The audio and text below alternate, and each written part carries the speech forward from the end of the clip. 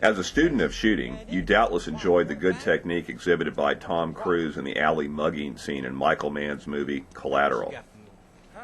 What you may not know is that Michael Mann attended Jeff Cooper's American Pistol Institute in 1979. When he set out to make Thief with James Caan, he sent the actor down to Gunsight for a couple of days to learn how to shoot, or at least look like he could shoot. The house clearing scene at the end of Thief is classic modern technique of that era, late 70s, early 80s, as is the press check at the beginning of the movie.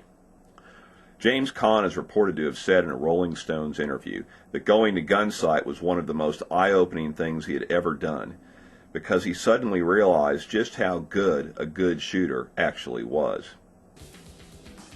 In the third episode of Miami Vice, Michael Mann confirms James Caan's worst fears by casting a real-deal shooter, Jim Zubiana, to play the role of the assassin.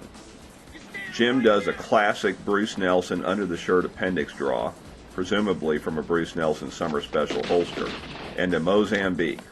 Though the soundtrack only has 2 shots, there are in fact 3. On the speed unload, he wrote to Dean Spears' website, thegunzone.com, that the idea was that nobody could easily use the gun against him while he made his escape. We decided to back a timer into this scene to see just how fast this really was.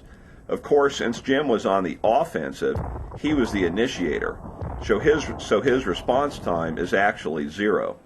To make this line up with normal match reaction times, we backed the start beat up 0.15 seconds from his hand starting to move. That's about right for a top shooter like Jim.